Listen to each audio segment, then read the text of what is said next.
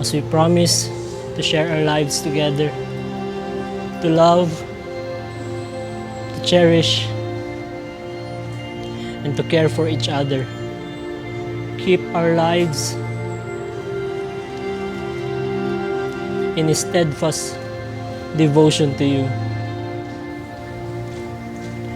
Through joy or sorrow, help us to be faithful and true. Daily renew your love within our hearts. You, O God, be our guide, till death do us part. Amen.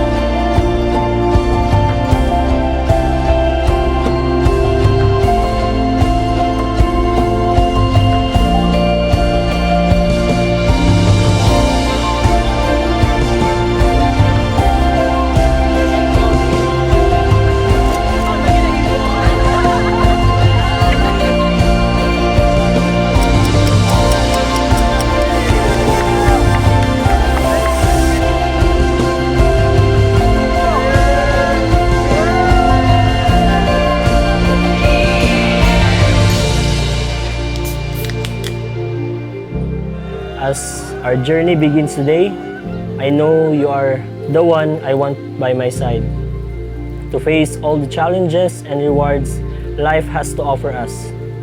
I promise to give you the best of myself and always accept you as the way you are.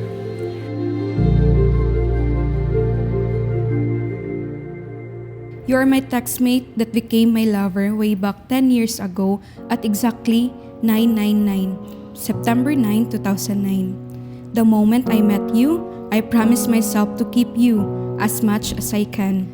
And I'd give up forever to touch you, 'cause I know that you feel me somehow. Rachel, me, I thank God for all the years we have shared together as a couple. Because of you, I laugh, I smile, and dare to dream again. You are the most precious woman in the world, and any man would be lucky to have you. You've always been so kind and generous to me. I appreciate all your efforts and love.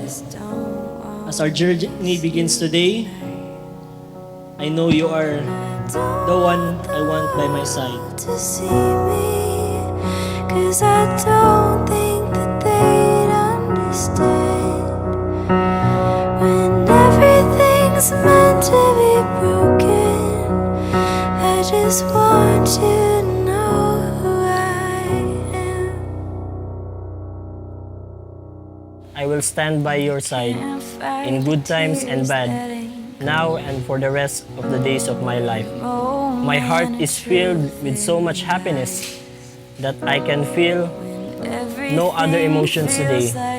The only thing on my mind is the celebration of our love and happiness we share. And I don't want the world to see me, 'cause I don't think that they'd understand when everything's meant to be broken.